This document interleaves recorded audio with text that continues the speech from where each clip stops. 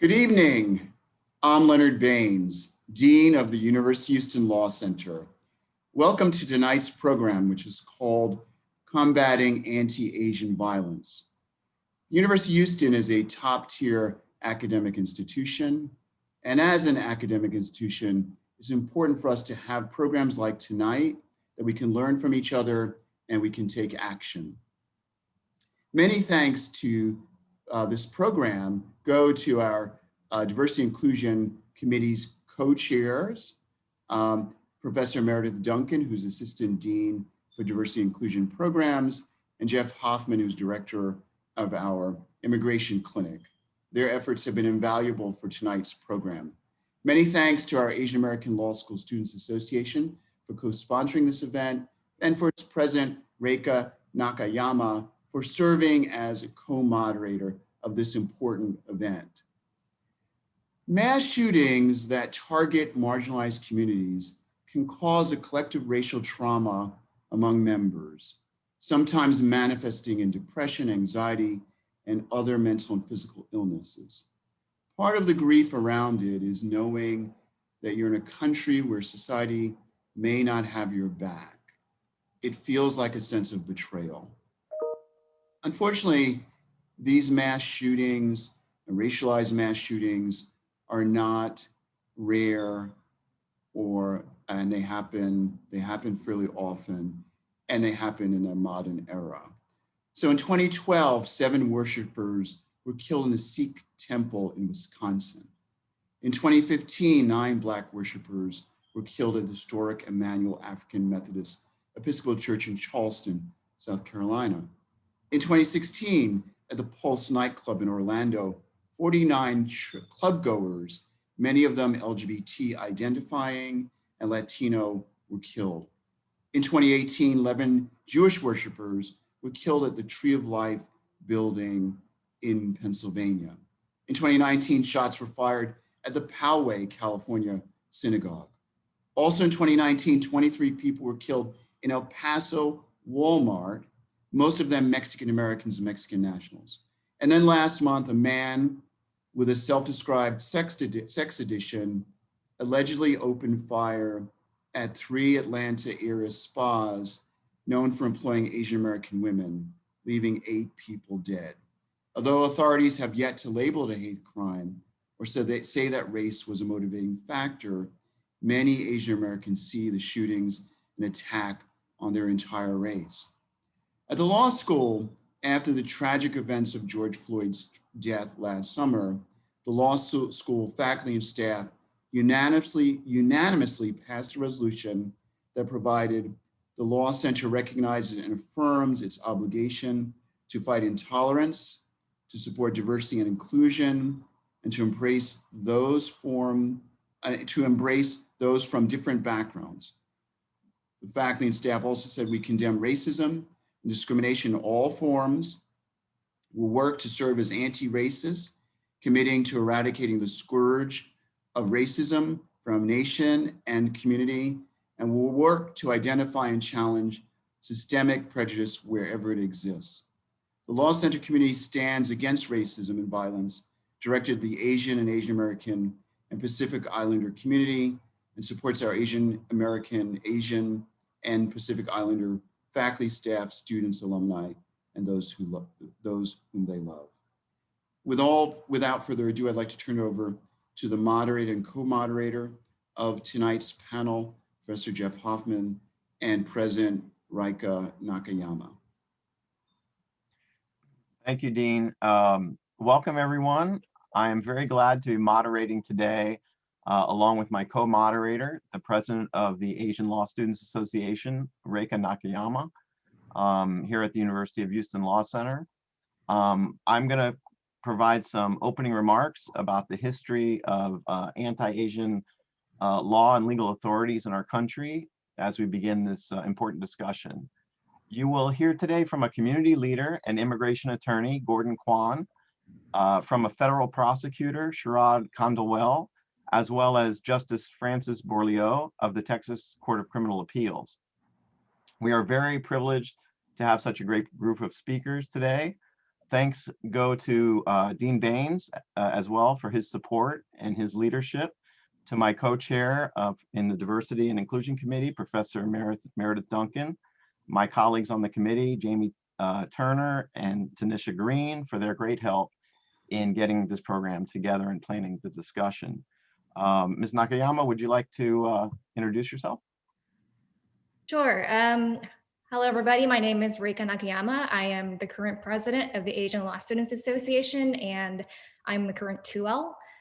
Firstly, I want to thank everybody here tonight. I'm really happy and I'm very honored to be co-moderating this panel. This topic is very relevant and important to me, and I hope this panel can give everybody a clear vision about the various issues within the AAPI community. Thank you. So the first remark I'll make, I'll speak for about 7 to 10 minutes and then turn it over to the other panelists. But the first remark I'll make would be about combating anti-Asian violence and hate speech, as well as bias and prejudice more generally, is that these crimes and this hate speech and even legislation and judicial opinions that we have seen do not happen in a vacuum. They are fueled and fostered by political rhetoric, by those who would use these groups within our society as scapegoats and straw men to justify their positions and to stir up hate and division. The anti-Asian violence you're seeing, in my opinion, is motivated and fostered by a much larger context, and specifically the long history in the United States of anti-Asian law and legislation more generally. So, having studied immigration law in law school some 23 or 24 years ago, I never learned that the first Naturalization Act, the Naturalization Act of 1790, provided that obtaining citizenship in the US was limited to, quote, free white persons, thus ruling out Asian immigrants among other racial groups. Indeed, the racial component of the citizenship laws were not eradicated until the McCarran-Walter Act in 1952. And again, this is something I did not learn about in law school. It was only until I became an attorney, an immigration attorney and professor, that I learned this sad fact. So this Naturalization Act in 1790, therefore, can be viewed as just the first in a long list of acts of Congress and Supreme Court decisions that fostered anti-Asian bias and hate. Consider, for example, the famous Chinese Exclusion Act of 1882 and the subsequent decision in the Chai Chang-ping case in 1889, which rejected the challenges to the act by the plaintiffs in that case under the so-called plenary power doctrine.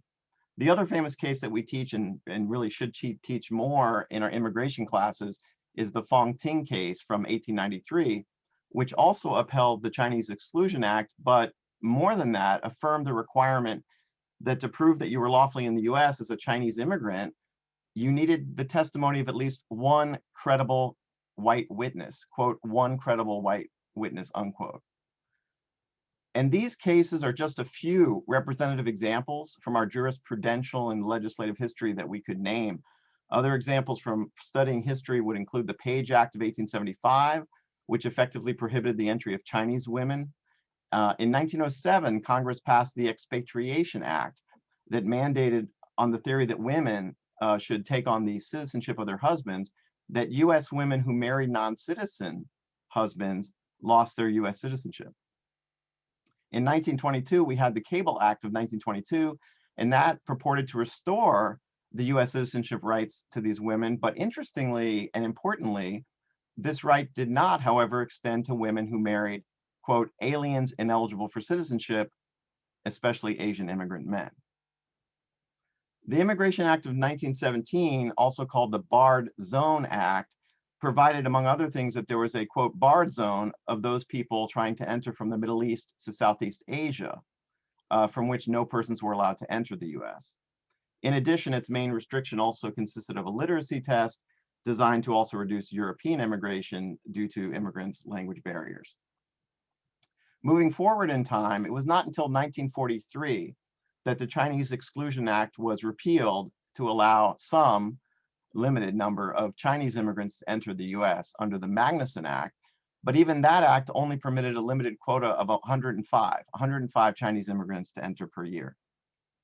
The national origin quota system was not abolished until 1965 with the Immigration Act of 1965. The quota system was introduced in the Immigration Act of 1924 and allegedly set the number of immigrants from qualifying countries at 2% of the number of people living in the US as of the 1890 census, but in reality, the numbers, the rates of entry were far lower. And a discussion of this racist history would not be complete without mentioning the Korematsu decision of 1944. In that case, a divided Supreme Court 6-3 held that the widespread detention of Japanese Americans, citizens, and immigrants was quote unquote a military necessity and therefore did not violate the Constitution. It allegedly was not based on race, quote unquote. It was not until the 1980s that under then President Reagan that reparations were ordered. In 1990, the first redress checks were issued, and it wasn't until 1993 that the last of the redress checks were completed. Sadly, it was not until the very recent travel ban case in Trump v. Hawaii, 2019, just in 2019, where the Supreme Court, specifically Justice Roberts, writing for the majority, expressly repudiated Korematsu, holding that the dissent's reference to Korematsu affords this court the opportunity to make express what is already obvious. Korematsu was gravely wrong the day it was decided, has been overruled in the court of history, and to be clear, has no place in law under the Constitution. So let me briefly conclude by saying that we need to acknowledge racism and bias in all of our teaching and in all discussions concerning case law, legislation, and in any future discussions of policy going forward. The recent recent Trump administration, and especially in the context which I am most familiar with, immigration law and policy, has been especially harmful to the national discourse. It has added to the current climate of intimidation, hate, and violence toward Asian immigrants and Asian Americans. And on March 30th, 2021, the new administration issued a statement against anti-Asian violence, xenophobia, and bias. So let's use our positions of power as law professors, as students, as attorneys, judges, and community leaders to inform our legal practices, our teaching, our community building, and stand against intolerance, hate, and violence. I'll turn it over now to our first speaker, and then we'll hear opening remarks from each of the panelists, as well as a question and answer session following their remarks. Thank you very much. Mr. Khandelwal. Thank you, Professor Hoffman. My name is Sharad Khandelwal. I'm the Deputy Criminal Chief for the U.S. Attorney's Office for the Southern District of Texas. And I want to begin by just saying thank you for having me and my office here on this very important and timely topic. Nothing, frankly, could be timelier. The Department of Justice is absolutely committed to the prosecution of hate crimes. In fact, the Attorney General has made it the #2 priority for the department, right behind combating domestic violent extremism. Our U.S. Attorney, our acting U.S. Attorney, Jennifer Lowery, is a career prosecutor and is absolutely committed to these prosecutions as well. The section that I cover handles all of the civil rights prosecutions, among other things, the federal civil rights prosecutions for the Southern District of Texas. Now, the Southern District goes all the way from Houston all the way to the tip of Texas, from McAllen and Brownsville and Corpus. It's a very large district. I was very privileged to lead the hate crime prosecution in Victoria, Texas, in 2017 through 2019, the attack and arson of a mosque, Victoria, Texas. It resulted in a 25-year sentence in federal court after a week-long trial. We've had nothing like that, fortunately, in the district since then. There hasn't been a extremely high-profile event of that magnitude in the Southern District.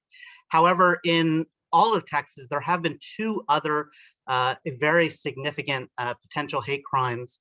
The first is something that the dean referred to, in El Paso, and I believe it was 2019, a defendant stabbed 23 people at I believe it was a Walmart, because of a bias motivation towards Hispanics.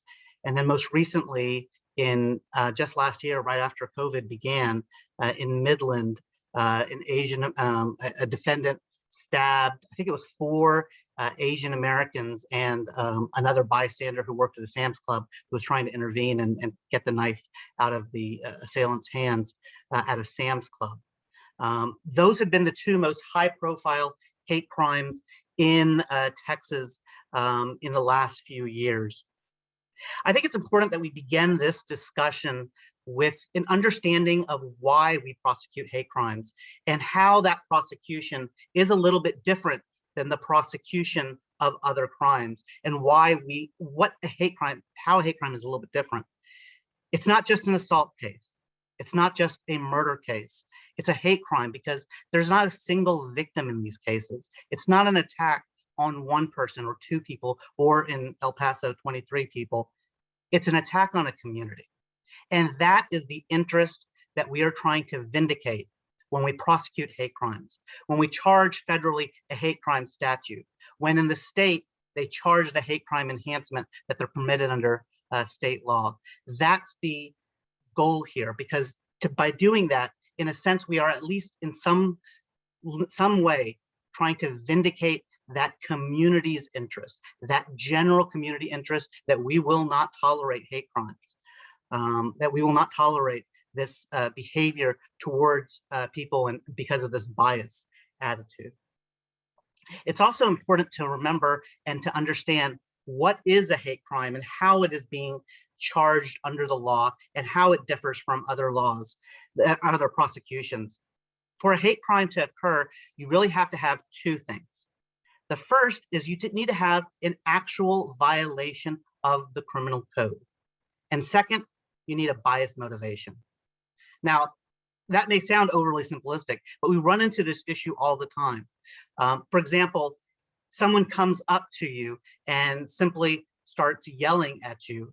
That may or may not be a crime under state law.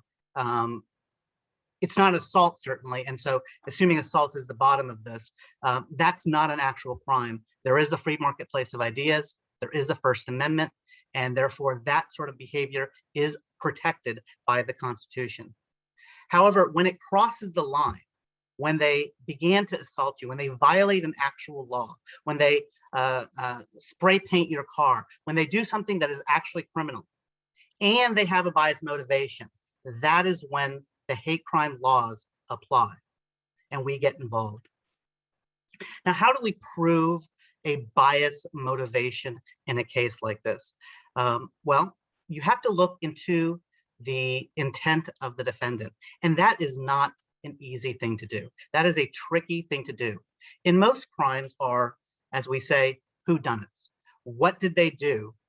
Not why did they do it. In a murder case, although everyone's always very interested to know why someone did it, it's not actually one of the elements you typically have to prove in an actual prosecution. You simply have to prove that this person committed this crime on this date. In a hate crime prosecution, you have to go further and you have to prove why they did it. Not just that they did it, but why, what was in their head. And in order to try to find out what is in someone's head, the way prosecutors do it is by a couple of things.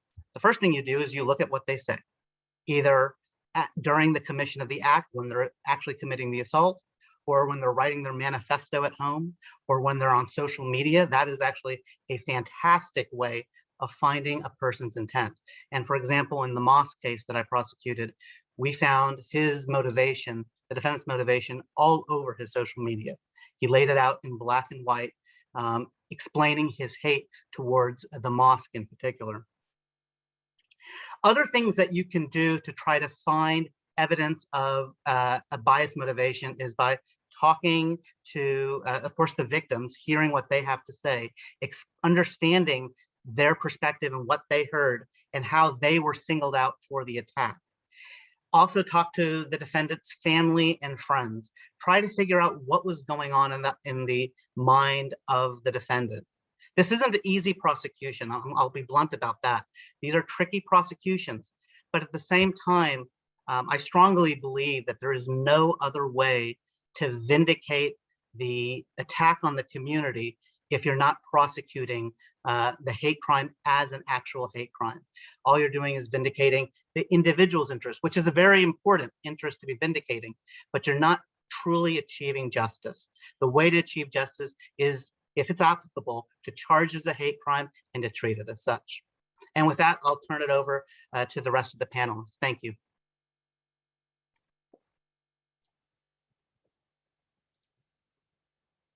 Thank you so much. Now we'd like to hear from Justice Bourliot. Hi, hello. First, I'd just like to say thank you to UHLC and to ALSA for putting this program together and for inviting me to come and speak. I'm truly honored to be on this panel. This is a great panel and a topic that I think is a very timely topic, and I'm very happy to be here. I am going to use my intro to give you a little bit of background into who I am and how I got to be where I sit now. I am a justice on the 14th Court of Appeals. I was elected in November of 2018 and was sworn in and took the bench on January 1st of 2019. The 14th Court of Appeals sits in Houston, and we cover a 10-county region. Our counties are Austin, Brazoria, Chambers, Colorado, Fort Bend, Harris, Grimes, Galveston, Washington, and Waller counties. So we cover a pretty wide area, pretty much Harris and all the counties that touch Harris except for Montgomery. The 14th Court of Appeals is a court of general jurisdiction. We're an intermediate court of appeals, so anything from the trial levels come up to us. So we get everything from probate, CPS cases, criminal, civil, pretty much everything and anything. One of my very first cases that I worked on when I took the bench was actually an appeal from a municipal towing case. And so we get everything from that to capital murders, not death penalty cases. Those go straight up to the Court of Criminal Appeals in Austin, to fender benders, car wrecks, everything and anything comes to us. So there are 9 judges on our court, and we sit in panels of 3, and our panels rotate every couple of months. And so all of our decisions that come out are, the majority of the 3 judges are the ones agreeing with the majority opinion. So before that, let me back up why I decided to run for office and how I got to be on the bench. I went to law school. I was a part-time student at UH, and I went to law school originally because I wanted to give voice to the voiceless. When I was in college and growing up, I was often the only or one of the very few Asian American students. And it was kind of an experience that a lot of people didn't really understand. I didn't, I had a lot of kind of playground teasing, and there was kind of a lot of that, but my group of friends was pretty good about insulating each other from the real ugly realities of what it was like growing up, and looking different from everybody else. And when I went to college, it was a larger pool, and that's probably where I made more Korean American and Korean friends and got a little bit more exposure to that, what it was like, because we'd be in larger groups, and so you were more visible that way. I ended up becoming a rape crisis counselor while I was in college, and had always just wanted to help people who couldn't speak up, who couldn't navigate a system, learn how to navigate a system. And so law school was really a logical choice for me. I, really enjoyed my time at UHLC and participated in a lot of clinics. And the main clinic that I participated in while I was there was a death penalty innocence investigations clinic. After graduation, I ended up with a 2-year fellowship and stayed on there working on projects, but also representing death row inmates. that were clients of the clinics and Professor Dow's. I stayed there until January of 2011. I joined the Harris County Public Defender's Office when it first opened. Before 2011, Harris County was the largest county in the nation without a public defender's office at the state level. And they got a grant and we were studied. We were supposed to build kind of a model system for being public defenders. And I was very fortunate to be one of the first public defenders who was hired in their appellate division. So we started off small. You know, back then we were in cubicles and there were maybe 12 of us total that worked in the office. And as the office grew, my job duties changed. I went from appellate to the felony trial division. And in the felony trial division, I had a large focus on mitigation, which is sentencing phase, mental health. I did, the competency and sanity cases. And this is really where I kind of interacted a lot. Oftentimes in the criminal justice center, in the criminal courthouse, I may have been one of a handful of Asian attorneys. It was definitely easy to find me when I was in court because I was usually the only Asian, attorney in that court. And I loved my work there. We continued to just grow and grow.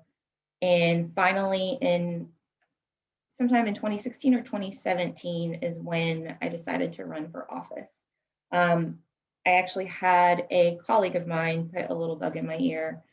We had often talked about how the courts of appeals were sorely lacking in what we call diversity of background. And that didn't necessarily mean racial diversity.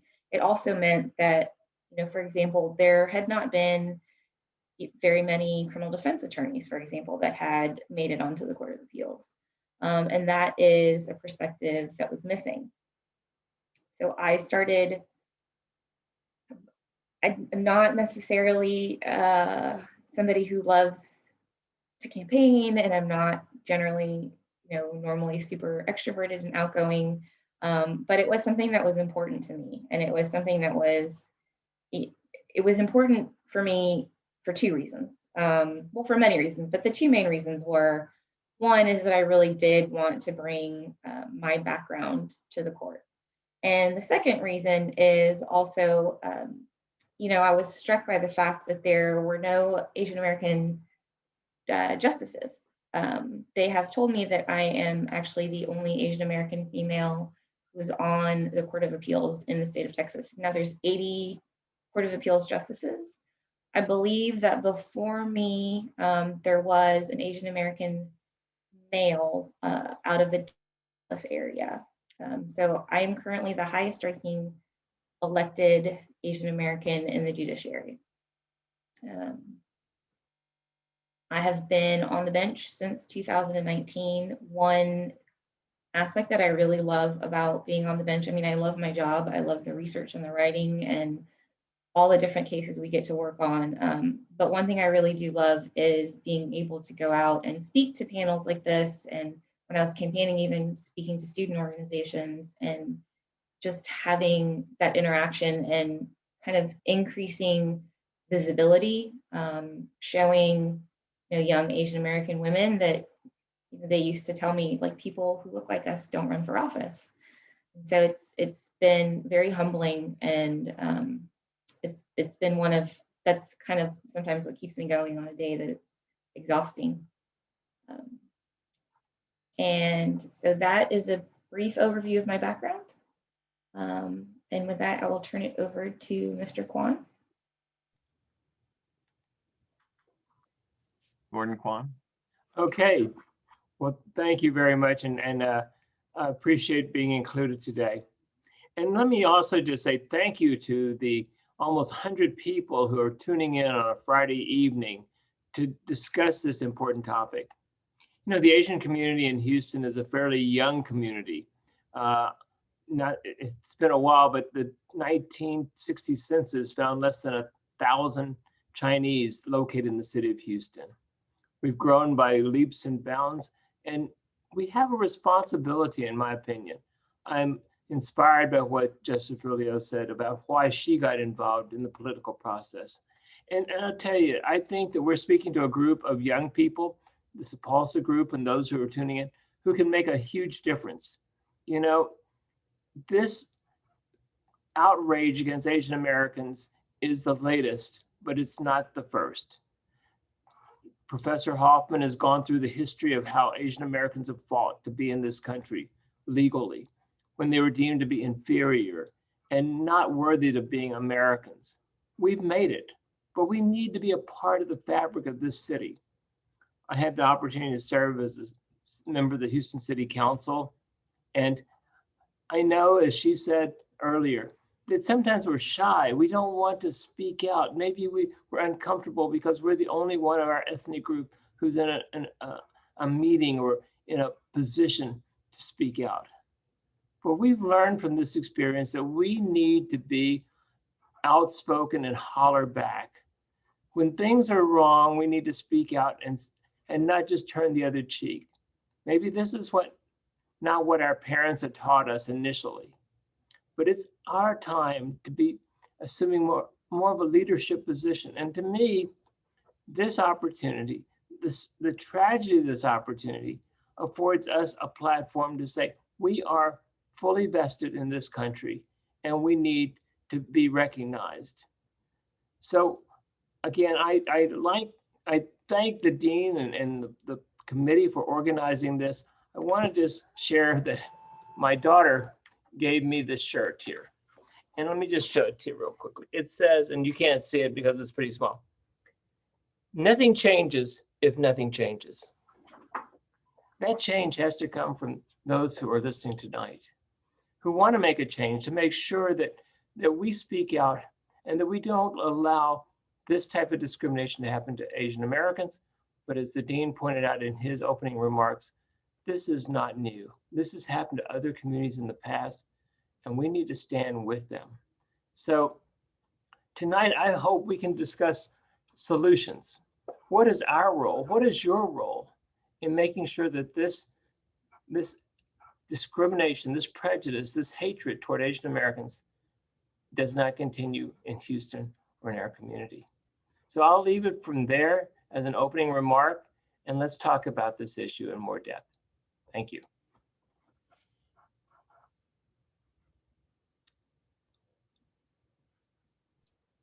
Okay, thank you, Mr. Quan, Justice Bourliot, Mr. Khandelwal. Those were great opening statements, and let's now move into the question and answer portion. Ms. Nakayama, would you like to start us off? Sure. So this is going to go back to the Atlanta shootings that we briefly touched on during the opening remarks. And as of March 16th, 2021, StopAAPIHate.org issued a report, and it was revealed that there have been over 3,700 reports of hate incidents. And while California and New York claim the bulk of these reports, Texas has the fourth highest number of these reported hate incidents. And unfortunately, 68% were reported from AAPI women. And so, with Atlanta shootings, it suggests there is some kind of racial misogyny that's happening in the AAPI community. So I want to ask to the panelists, why do you think AAPI women in particular are targeted? And to the extent possible, could you describe how this racial misogyny manifests itself in the legal profession? I'm happy to start on that question. Racial misogyny is something that I have experienced my entire legal career. To be completely honest, it is something that I have dealt with day in and day out. When I was in litigation and, I was walking into a courtroom, I would have lawyers pull me aside, say, go put on your stiletto heels. Don't you know this judge has an Asian fetish? I have judges that I appeared in front of where I was winning motions, not because my motions had any real great merit, Sometimes they were total Hail Mary motions, but there were some judges who would grant pretty much whatever I asked for. And it is something that I have dealt with for my entire life. Being on the playground from when you're a little kid and having the kids, do that rhyme, Chinese, Japanese, dirty knees, look at these. And they only ever did that to the girls. And I was usually the only, when I was very young, I was usually the only Asian girl. And so, on the playground, that's what the kids would say to me. And as I got older, Asian women are supposed to be submissive and subservient and quiet and docile, which if you know me at all, know that is absolutely 100% not who I am. I have been told on numerous occasions, I was just told the other day, Frances, you're not a minority, you're exotic. I'm like, okay, that's not okay. That's not okay to say.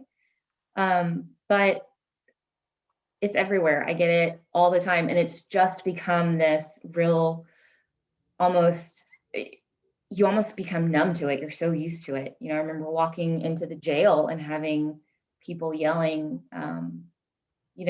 me love you long time, $5. And these were not, I'm not talking about my clients who I was going to visit at the jail were yelling this. It's for other professionals, other attorneys I knew, people who worked at the jail, like people who worked in the courts. And to them, it was all fun and games. And I don't think they really quite realized that it's not pleasant. Like, it's not an open, welcoming work environment. But when you speak up about it and when you say something about it, I got a lot of, so what you're saying is you get a benefit. So what you're saying is this benefits you and this benefits your client. Well, it doesn't make it right to objectify me because I'm saying that it's benefiting my client. When you are a young lawyer, and I don't mean to take up too much time, so I'll wrap this up, but when you're a young lawyer, I didn't necessarily feel comfortable saying to the judges, like, that's not appropriate, because I knew the judge would take that, kind of awkwardness, uncomfortableness out on my client. And so you do try and just smile and laugh it off. Now that I'm on the other side, I am very, very outspoken about what's appropriate and what's inappropriate. And when I see judges saying things like, even just making jokes that they think are harmless, I'm very quick to be right in their face and explain to them why it's wrong, because I couldn't do it as a lawyer. And I would hate to think of a brand new baby lawyer walking into their courtroom and having these sorts of jokes, but not being able to do anything about it. So it's a very long answer to your question, but. Let me just say real quickly, I think that there's been stereotypes of Asian Americans as to being passive and non-aggressive. And, I was amongst the first maybe 10 Asian American lawyers in Houston. And we had a chip on our shoulder. We wanted to prove that we were fighters. We can go to court and represent anybody like anyone else. And that don't just put us in a corner and think that we're going to settle.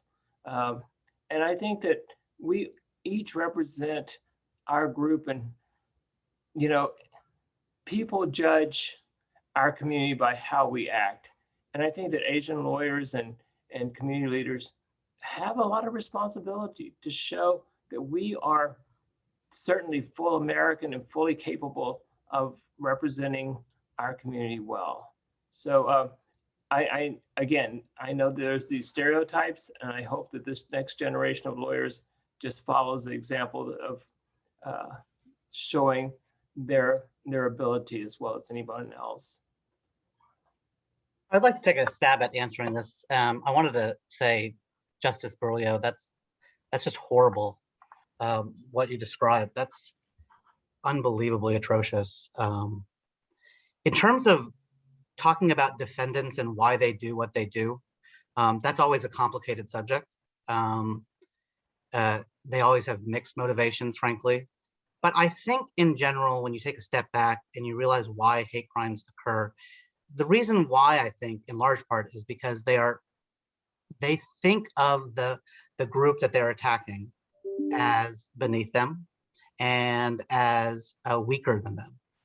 And so I think why do they, in these cases that you're talking about, why are they attacking Asian American women as opposed to Asian American men? I think it's because of that same stereotype.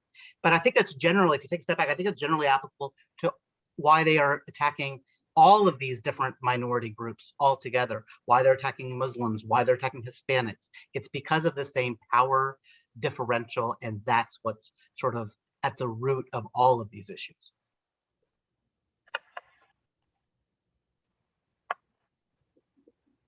Okay, I'll ask the next question. Thank you for those thoughtful answers, and you know, I'm really glad that we're having this discussion. I have a question. Why are some hate crimes prosecuted at the federal level versus the state level? Can you speak to the different statutory regimes? Yeah, absolutely. So I'm on the federal side. In the state, there isn't a particular hate crime statute that you're violating. So it's not like there's an assault statute or there's a hate crime assault statute. In the state system, it's essentially a sentencing enhancement. So at the end of the case, you prove your bias motivation, and if you can, it knocks the sentencing up by one sort of level, in a sense. That's a very different statutory regime than we have in the federal system. In the federal system, if you don't have the bias motivation, you don't have a crime that is necessarily going to implicate the federal interest. That bias motivation is what implicates the federal interest. So if you don't prove the bias motivation, you don't have a crime. In other words, it's built into the statute. So there are actually a variety of different federal statutes that deal with hate crimes because of the patchwork nature of the history of how we combat hate crimes. Previously, and I don't want to get too much into the weeds, but previously they sort of take one thing and another thing, and then they would expand to another thing, and then another event would occur, and they would respond to that. And so you're left, frankly, as a prosecutor, with a bit of a mess. You're left with overlapping statutes where you could apply one or the other. The sentences may actually end up being very similar or the same, or may not. And they may also require slightly different things as well. In fact, it's also interesting that because of Congress's authority to regulate, some are directly under the Constitution or the 13th Amendment, some are not. So it can be a complicated business on the federal side. On the state, however, there's a sort of set of laws that if you get that and then you get bias motivation, it simply goes up one in the sentencing phase. So that's the differences between them. As for, you know, the reasons why a case would go state versus federal, so that's a very interesting question, and it's a very complicated one. And it really turns on, first of all, are we as the feds even aware of the crime? The state district attorney's offices don't always tell the FBI or the U.S. Attorney's Office that they are charging one. To be completely candid, sometimes the way we learn about a hate crime has been charged is by the news media. They serve a very valuable role in just letting us know that a hate crime has been charged, and we then take a look at it sometimes. We'll have to evaluate the evidence, but we also have to make sure that we can actually meet our elements, which are obviously somewhat different. If the hate crime part of it is a weaker part of the case, and you know, that's gonna factor into whether we take it or not. But that being said, I do want to emphasize that, you know, DOJ and I, in particular as the chief of the Civil Rights Section, we're very committed to these cases, and we're very eager and interested in prosecuting these. So if people are aware of these cases, please send them our way, send them to FBI, let us know that they're happening.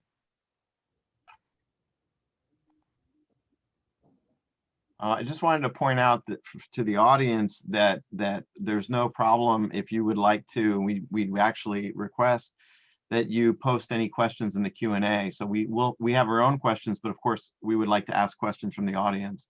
Would any of the other panelists like to follow up before the next question? No. I don't really have anything to add to that. So Sharad, would it be you that we would go to if we feel like there was a hate crime that should be prosecuted? I'm absolutely a great resource. Also, Tricia Sibley, who is the supervisor over at FBI for hate crimes. But just there's the general number to call at FBI. Call that number. You can call the general number at the U.S. Attorney's Office and we'll get you in touch with the FBI. That number is 713-567-9000 and just ask to speak to me. Obviously with COVID, we're all working from home, but it'll eventually get to my way. And, you know, we'll send it to the right people. We have a number of prosecutors in the office who have experience prosecuting these cases. And we have a number of FBI agents who are also equally interested in prosecuting these cases. And so in terms of resources, you know, we have the resources. What we're doing is we're looking for the cases. And, you know, I know there's always been this issue in the community about people reporting. And I think that's an important thing that we all should be talking about. Study after study has shown that hate crimes are occurring, but they're not being reported to law enforcement. And so, you know, one of the things that I think is really important to emphasize is that we need these things to be reported so that we can investigate. It may not result in a prosecution. These are tricky cases. These are complex investigations, but we would like the opportunity to try to look into these cases. And we just need, you know, frankly, the opportunity to do that. I think that's a great point. I think part of the Asian American or the Asian stereotype, particularly amongst women, of being quiet and submissive and subservient. The one part that I have seen a lot in the community, or in the minority communities in general, when I was a public defender, I saw it too, is they're afraid to call the police. And it may be a language barrier. It may be because, they are afraid to report it. I mean, there's so many different reasons. And I think it's really, really difficult to get up the courage for a lot of people to call in. So that's great thank you for giving us that number. I think it seems a little bit less intimidating to call the U.S. Attorney's Office than to call like the FBI. Oh, really? Just call me up. Well, I was just gonna say, as Meredith points out, we have bystander, training programs going on now through the Houston Coalition Against Hate. And they're also looking for trainers of that program. If there are people in the audience who would like to volunteer to help do the training, that's also available. Ms. Nakayama, did you want to ask the next question? Sure. And so this relates to reporting these hate crimes. And over the past few months, we heard from the New York Police Department how they instated a hate crime task force. And then in San Francisco, in the Bay Area, we have the United Peace Collaborative, which is a different form of patrolling. It's community-based, it's volunteer-based. And I wanted to hear, what you think of these two different approaches to protecting the AAPI community. Well, let me just say that I know that here in Houston, we've been in close collaboration with the police department. We plan to have more community meetings with HPD. We've spoken to the assistant chief, Tan, who is working with the Asian division. Also, the international district has increased patrols. So I think that there's certainly an awareness of the danger going on, especially at this time. I don't see a formalization other than the fact that there's been a commitment of resources by both the police and the sheriff's department, as well as the district, to make sure that we have a great deal of security in the area in the event something happens. I think that's, I know that for me, I think that it's great that there are also, organizations offering free bystander trainings. I do think that sometimes it is easier to have community protection as opposed to police protection, and for a variety of reasons. And I mean, one thing that I really find striking is that, it seems like the more representation you have in a particular group of authority, the more comfortable and the more trust that your community is going to have in it. And I think that, right now I do know there are some AAPI police officers, but they're not getting training on how to deal with the different communities or how to deal with the different cultures. And maybe hopefully one day it'll get there. I know they do training particularly on how to deal with, for example, like mental health crises. But I do think that being sensitive to other cultural issues from the police side would be very beneficial to having a community maybe be a little bit more trusting of them and a little bit more open. But I think that's also why the community-based programs have been really successful. I'll say I don't know enough about those two programs. I'd probably have to refer to my law enforcement partners before I would be able to opine. But I will say this sort of more broadly. In Houston, in the last, about 2 years ago, I think it was, we resurrected the a hate crime task force with FBI and many of our community supporters. Houston Coalition Against Hate is one of those big members, and I think they're doing bystander training. I think it's one of the things we noted before, but they're a great partner in that. We're trying to get the word out. We're trying to get the word that there are resources. There are people who absolutely are committed to investigating and prosecuting these crimes or providing just support. I mean, it's not just about prosecution. There's other ways to sort of address these issues. And so I think that's important as well. Okay. Ms. Nakayama, did you have another question you wanted to ask?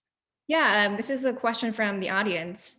It says, how can people be effective allies to their AAPI friends and colleagues, especially in a professional environment?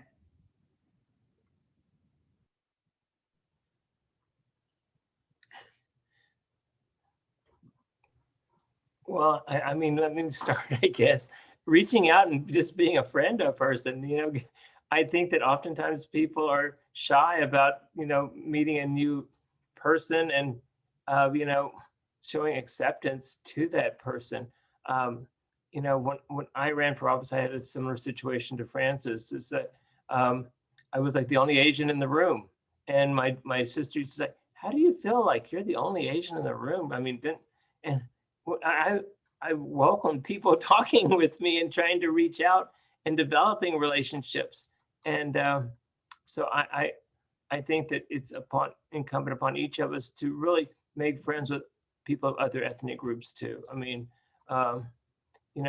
just as with this Black Lives Matter, I've been a big advocate that the Asian community stand with the Black community and with other groups when things happen to them. So professionally, just reach out. I don't know. What would either of you say? Just to piggyback off that, yeah, it was. I mean, I was almost always the only. Well, that's not true. We had a lot of AAPI candidates for district court judge here in Harris County this cycle. But when I would go to the outer counties, the more rural counties for events, I was usually the only Asian person sometimes in the whole venue where the meeting was. Sometimes there might be two because I would have my son with me. But definitely, I think building a support network has been key for me. I have lawyers who, as I got more seasoned in court and they would hear people saying inappropriate things, would, turn around and like, that's not appropriate. That's not cool. You can't say those sorts of things. And I think having that support network and building that, none of us can do this alone, right? And so building that support network and building your friends, and yes, absolutely, talk to us. Don't wonder. I have friends who, when I'm having Korean food, they want to steal all of it because they want to know what everything is and they want to try everything. And I love that. And I love that I have, when we were still in the office, and I sometimes be in our little break room, if I had like some Korean snacks, people got much more open about asking me like, oh, what is this? Can I try it? Where did you get it? And it's just little things like that, I think, that help you feel more welcome and supported and just, forge those connections. So, I actually had a similar experience to what you guys are talking about. I remember when I first joined the U.S. Attorney's Office here in Houston, I'd already been a federal prosecutor in DC for many years, but when I joined the office here in 2012, I think I was the first Indian American, certainly, prosecutor in the office. There may have been somebody years before, but there wasn't any in the office, at least at that time. There are now several. And in fact, the section I supervise is actually, I have about 13 or 14 prosecutors who work in the section. And, you know, we're more than half are of a minority background, more than half are women. It's becoming an increasingly diverse place in our legal community, and particularly in the federal government. And I would encourage, you know, especially among our APALSA members for the law school, apply. In fact, we have our two law clerks. Hopefully they're on the panel discussion and listening to this. They'll be getting extra points if they are. But if, you know, they're both Asian Americans. And that's actually not that uncommon, frankly. And so, you know, I think it's important that, you know, especially for our students to see that, you know, some of that trailblazing has been done for you. Now take advantage of it. Get out there, apply to the federal government in particular. I'll make a pitch. It's a great job. Being a prosecutor is an outstanding job. If you want to see change, how are you gonna change things only from the outside? It has to be also from within, and that's one of the reasons I love being a prosecutor. So. It was definitely one of the reasons why I loved being a public defender too. And you know, I have a lot of friends who were FPDs and AUSAs, and what I really loved about when I started is that everybody was a big community. You know, we'd have ADAs and public defenders and AUSAs and FPDs like all together, and I loved that exchange. I think it was really great. Yeah, I agree. There's another question that is related to the ally question, which I think is a really important question. And this is from the audience. It says, according to a Harvard Law School study, a portrait of Asian Americans in the law, Asian American attorneys reported inadequate access to mentors and also contacts as a primary barrier to career advancement. How can we change this to encourage more Asian Americans to enter the legal industry and promote Asian representation? Well, I think APALSA plays a big role in this, to tell you the truth, to reach out to alums. I can say this, Jeff knows that I graduated from South Texas. And when I was on the alumni board, I brought a bunch of South Texas alums to meet with the APALSA members and to sit at a table. And we kind of did an instant dating where you got to know what area law they practiced, and you got to meet, exchange cards, and try to develop a relationship between the student and the lawyers. And I think it proved very, very meaningful, and people got internships and positions later on. But also I think that, you know, if a person is looking for a mentor, sometimes they have to go out and do some work about it. I had this one young woman, I met her at an event, and she said, I want you to be my mentor. And I'm like, I don't have time. I'm sorry. I've got so many other, but she was persistent and like, let's have lunch. Let's do this. And I thought, this woman is tenacious, you know, I appreciate that. And I did mentor her later on, and she's now with the federal government, and she'll call me every once in a while when she has issues that come up. And I just thought, you know, I didn't have time for this person, but she was a person who was persistent about it. So I think people often just give up and think, oh, well, they said they were too busy. Anyway, that's just an episode I had. I mean, I agree. I think the more visibility, like, I think that it's great that UHLC has paired with ALSA to do this, because it's fostering, I mean, so to me, that's really why we're here, is for the students, and to help the students and to kind of show them like different paths, different examples of what they could be. And I will tell you, and I'm not even joking when I tell you this, if any of you ever have any interest in knowing more about the court, you are welcome to email me. I have a court email that I can send. But you're always welcome to email me. I'm happy to give you some direction, or if you have any interest in.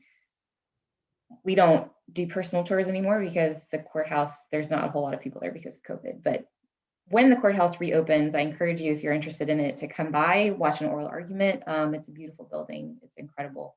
But it's true. I think the more, like, a lot of my friends growing up who were not minorities, who their dads were lawyers, or their moms were lawyers. And so they grew up in that community and they had forged those connections. And because they were so-and-so's son or so-and-so's daughter, when they became attorneys, they already had those connections forged for them. And I think oftentimes as first generation, we don't have that. Neither of my parents were in law. My son will be very fortunate. He's decided, he's 12, that he's going to be a lawyer, but he'll have some of those connections if he still wants to do that, in 10 years or whenever. But just reach out, absolutely reach out. I remember the first mentor I had, it was the same thing. I had seen her in court and she was a mom and I was a mom, and I was like, I don't know how you juggle all this. And I just kept asking her, like, please, will you talk to me? And we did. We had lunch and we just kind of forged this connection. And sometimes now when I am having like a work-life balance crisis or just need a friend, I still call her and vent, and we can discuss all that stuff. But reach out. And I think people are usually very flattered to, it's very humbling when somebody reaches out to you and asks you if you will mentor them, or asks for if you'll answer some questions. So don't be shy. Come reach out. We're out there and we're usually happy to talk to you. Yeah, I want to echo that. I mean, I think that's absolutely critical, because I bet the three of us may not have had any mentors really. Certainly not Asian American mentors. They were rare, and so I didn't have one either. And so I've always really tried to work hard to be that role for the law clerks who walk through my door at the U.S. Attorney's Office. But I agree. Just ask. People are incredibly giving of their time, and I know all the prosecutors in my office are. And so just reach out to us and we'll try to help us in any way we can.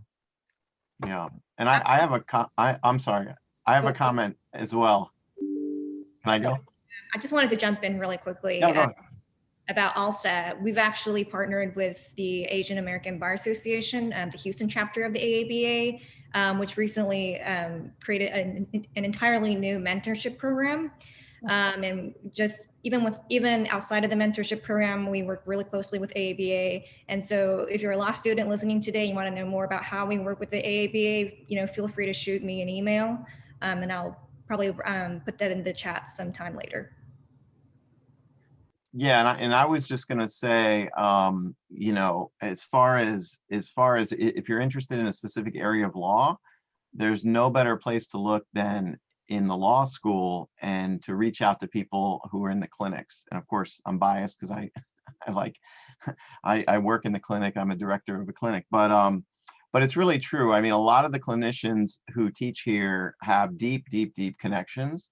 And so, if you're a student and you're interested in family law, or you're interested in immigration, or you're interested in landlord tenant, or whatever it may be, reach out to those professors, because they have a very close connection to a lot of attorneys, and they can help you, especially if you take a clinic. So let's see. It looks like there are further questions. Would you like to go, Ms. Nakayama, or you want me to ask the next one? I'm sure I can go. Okay. Let's see. So another question from the audience. Can you share ideas of how attorneys can help address these anti-Asian hate, all of these issues, or help affected communities? Well, let me just say it. I think that as Asian attorneys, that you come with some credibility alone. I mean, that you must be smart if you went to law school. I mean, that's what people think, at least, okay? And that the fact that you want to get involved, I think there's tons of nonprofit organizations, but I'd also ask people to consider even getting involved in political campaigns. The Asian American community is becoming a powerful political group now, and people are looking to see how do we tap into that community, and not necessarily just working for Asian candidates, but working for other candidates. It's amazing to me how within a short period of time, you'll make contact with a lot of people who you may see on television and think, oh, that's a big, important person. And hey, they need you as much as you need them, really. I think Frances can tell you, any volunteer in her campaign, she probably treasured, and I felt the same.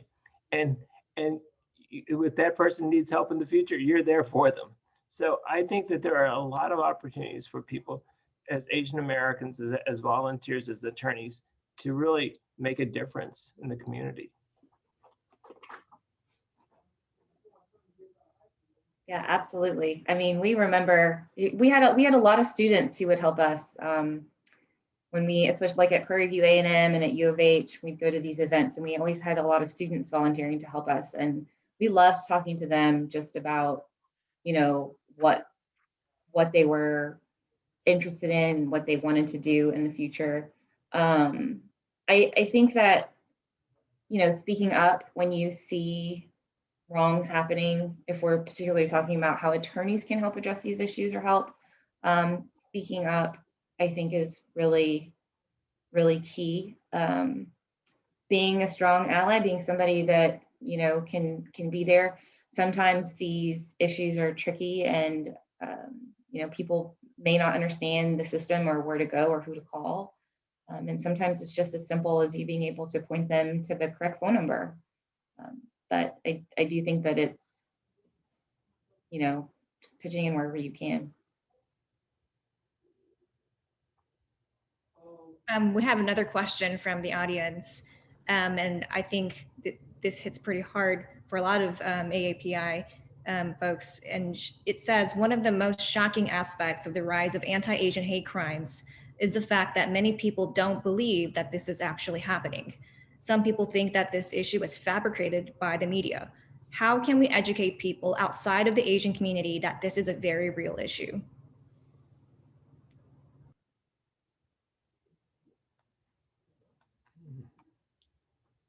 I'll take a stab at this one, I suppose. I wish I had an easy answer to this one. There's a lot of folks out there who, you know, have a different, I want to say almost an alternative set of facts that they believe in. You know, the best we can do is to keep doing the work we're doing. You know, is to keep advancing the fight towards racial diversity and justice, and keep getting out there. I firmly believe that there will be some people that I'll never be able to convince, but you know, I've been before juries, and I don't know all their views all the time, but you know, at least in the hate crimes that I've been able to get, we've been able to bring it home by just showing them the evidence. And I think if we just continue to do that, we will eventually succeed in making people understand. I don't know if that's a full answer. I don't think it is, but at least it's a start. This is a really hard question. I mean, I agree. I think coming forward, and the more people who keep talking about it, there are definitely people that you will never convince of things. You know, but I do think this is somehow, and I keep coming back to it, why I believe that representation is so important, diversity and representation, because the more people who are rising through the levels who are speaking about this and who have experienced this, you know, it just kind of spreads. Like, I know that I've spoken to a lot of my colleagues about what's going on, and while they all read the news, you know, it's always, it hits a little bit home when they're hearing about things that are happening to somebody that they know, somebody they're friends with. So.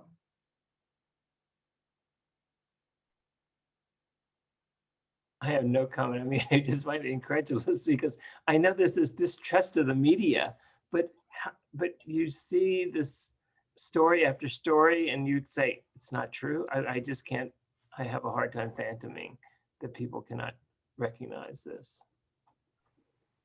There's a question from the audience. When starting to work as an attorney, I guess a new attorney, from law school, and I experience anti-Asian sentiments or offensive jokes. How do I go about resolving the issue or solving the issue while maintaining my reputation?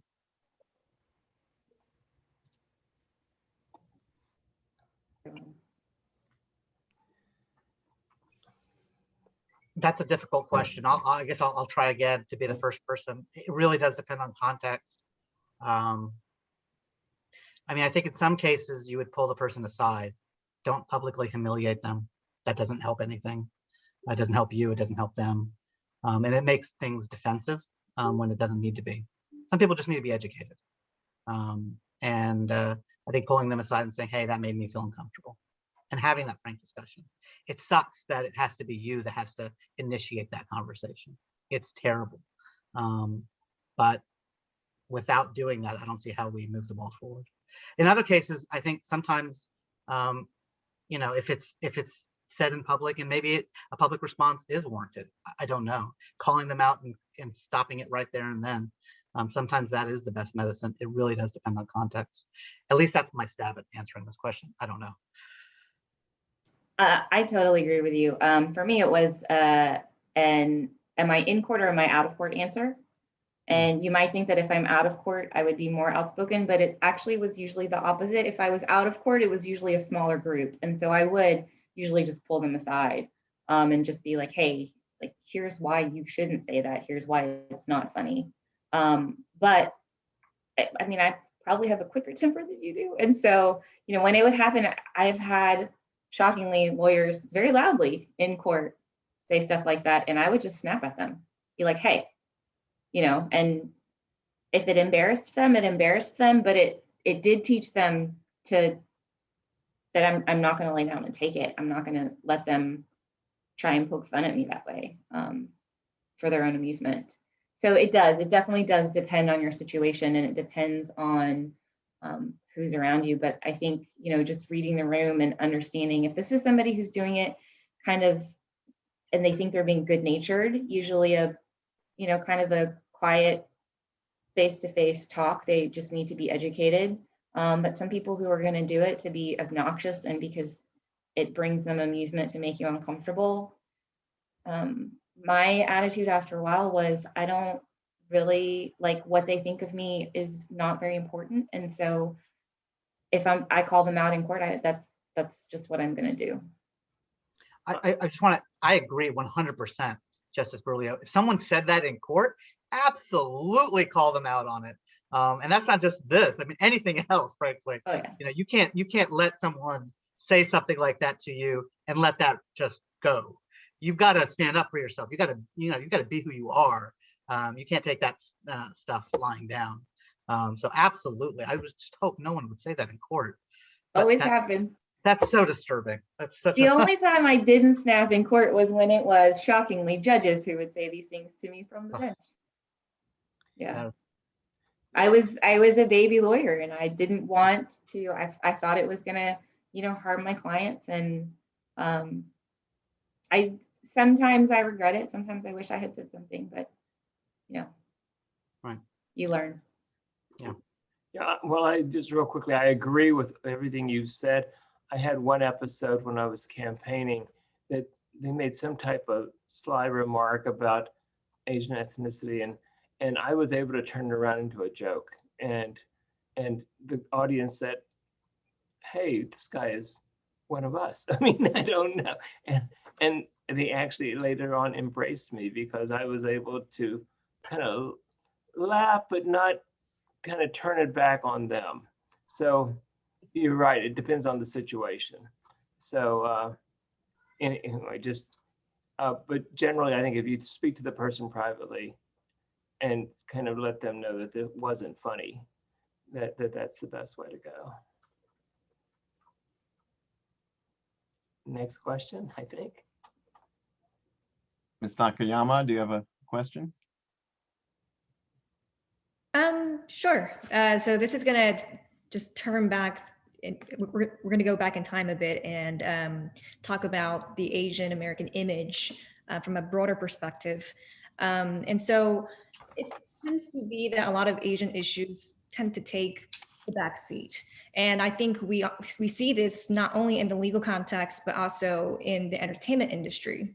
And I want to talk about this film called Minari, which was directed by a Korean American director. It was about, you know, a Korean American family in Arkansas in 1980. It was a very much uniquely American story, but it was not nominated. It wasn't nominated for Best Picture in the Golden Globe. It was nominated for Best Foreign Film, and there was some uproar about that because we had *Inglourious Bastards*, which was over 50% spoken in German and French, but that was still nominated for Best Picture.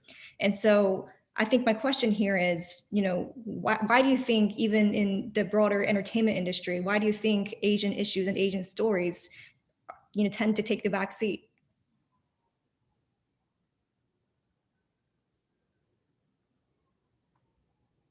I mean, I think, you know, first of all, I think that role is, when I started reading about that, it's a movie about the American dream, and yet it's not eligible according to them for Best Picture. But it's because, I mean, this is just my opinion, is that, you know, Asians are still seen as the other. And so *Inglourious Bastards* did not have a bunch of people who didn't look like their stereotypical like white American audience. And I think when you have a bunch of people who look different on the screen and it's in a different language that is not very common, I don't really have any good answer for that, because I can't understand their rationale. And that's like the basis of what I love about my job, is trying to figure out the reasons and the logic behind something. And I just can't figure out the logic here. That's the only thing I can come up with, is because people look different, and it's not sounds they're used to. And I don't know, it's the other. When we were campaigning, I'm sure it was the same with you. You know, they would break down the kind of the racial, like the different groups, and then we were always lumped in as the other. They didn't know what to do with us. So I agree with you that we were always seemingly the other. I remember an episode where a U.S. plane was downed by the Chinese for being supposedly a spy plane. And DJs in Houston were saying, let's boycott Chinese restaurants because the Chinese took this action. And we had to say, we are American, we're not Chinese. I mean, we have Chinese ancestry, but our restaurants, they were like, don't let Chinese into Minute Maid Park for baseball games. And I'm like, what the heck? I mean, but they think of us as the perpetual other because we look different, and maybe our customs have been different, our language has been different. But, you know, constantly having to show that our story is the same as other American stories. And so I think we're constantly having to fight that stereotype. Yeah, that's outrageous, frankly. I had never heard that before until I think until just a couple of days ago. That is insane. I don't even understand what the rationale could possibly be about that.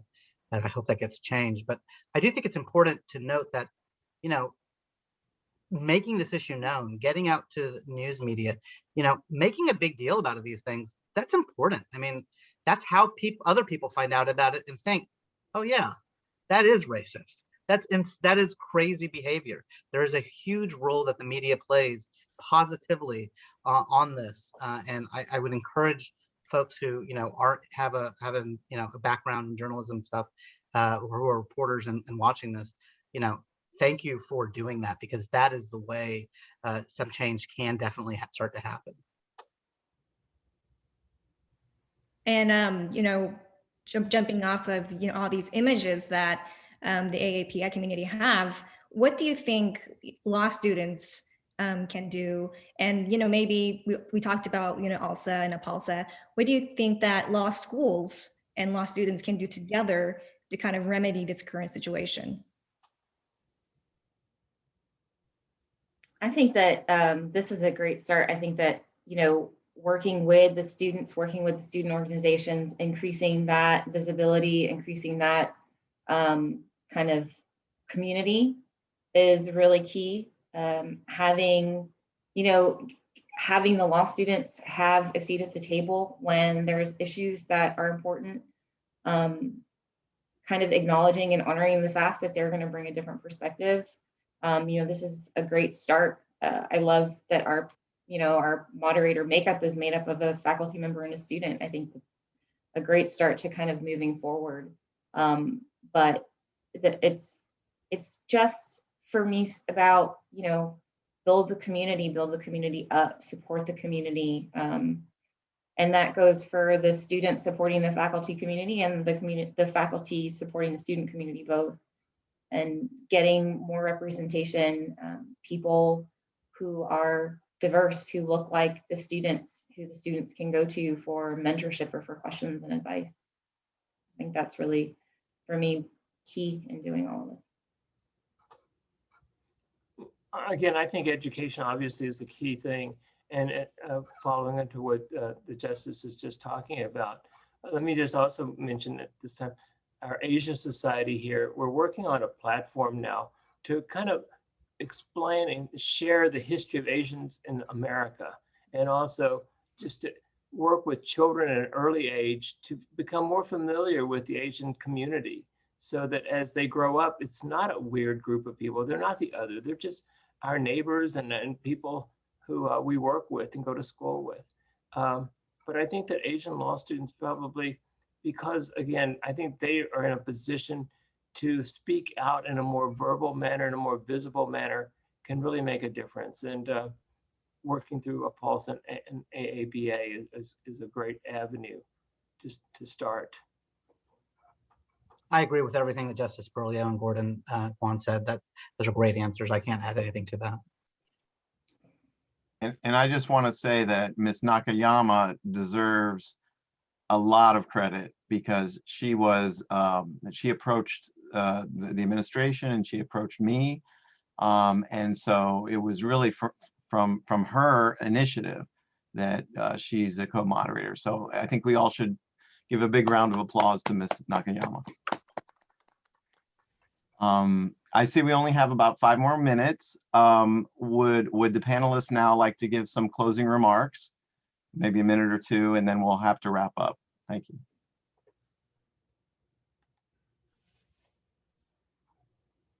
I guess I'll go first. Wasn't sure who should start. Thank you for having us speak on this really important topic. Hate crimes is obviously something that is becoming increasingly worrisome. And I hate to say it, but I think it's only a matter of time before we have another major incident in the Southern District. I wanted to let the people on the panel and the participants in this discussion know, you have resources in the federal law enforcement, and I know in the state law enforcement as well. The prosecutors, the agents, we are here, and we simply need to know about these crimes. So report these cases, let us know. And if you're uncomfortable calling FBI, I think I saw some discussion about that, feel free to reach out to me. Feel free to reach out to the Houston Coalition Against Hate or any of the other community activist groups that are out there who are promoting this topic. And so please just reach out. Yeah, and for me in closing, I would just say, yes, absolutely, thank you. This has been wonderful, but just keep building those communities, keep building your support networks. And I would encourage you all, run for office if it's something you're interested in. Come join me on the campaign trail. If you have any questions, let me know, because I feel like the more we're out there and the more people see us out there, and the more that the judiciary looks like, the constituents, I think the better it just, like, the system just kind of moves forward better. It builds trust on both sides. Again, I would second what has been said. I know we have city council members in Houston, but also in Stafford and Sugar Land of Asian ancestry, and there's large communities there. Get involved with them. I know I'm going to be block walking tomorrow for a candidate, and but there are opportunities out there for each person to get involved. And again, there's no change unless you make that change. And I think there's a great challenge for each of you to do that. And U of H is arming you with a lot of knowledge, but use that to be an example for the community, not just for our Asian community, for all communities. So thanks for hosting this, and I appreciate the opportunity to participate. Thank you so much to all the panelists. Ms. Nakayama, do you want to say something? Just briefly, again, thank you to everyone who, spent their Friday evening listening to us tonight. And of course, at the end of the day, I think I agree with everybody. It's a community effort. And so I hope there was something you were able to take away from this panel. And I look forward to working with everybody to keep on moving forward. Well, again, so many thanks to the panelists, to Dean Baines, to my colleagues in the Diversity and Inclusion Committee, especially Professor Meredith Duncan. Dean Baines, would you like to? You're muted. Yeah. Again, am I off mute? Yes, thank you. I really want to thank all the panelists for being here on a Friday night. I thought it was a very vibrant conversation discussion that highlighted a lot of very important issues. And again, many thanks to our Diversity Committee and our Diversity Committee co-chairs, Professor Hoffman, Professor Duncan, and many thanks to ALSA and the efforts of Reika Nakayama and her leadership team in helping us bring this together. I think it was a great effort, a mutual effort on all our parts. So thank you. As the beginning of a conversation, and we've had a lot of conversation over the year about the plights of a lot of different communities. And unfortunately, given the nature of our society, this will probably continue. The discussion of social justice is ongoing, and it will take all of our efforts to make sure that the United States, Texas, and Houston are places that are leaders in and committed to racial diversity, racial and social justice. So thank you so much for being here. Thank you.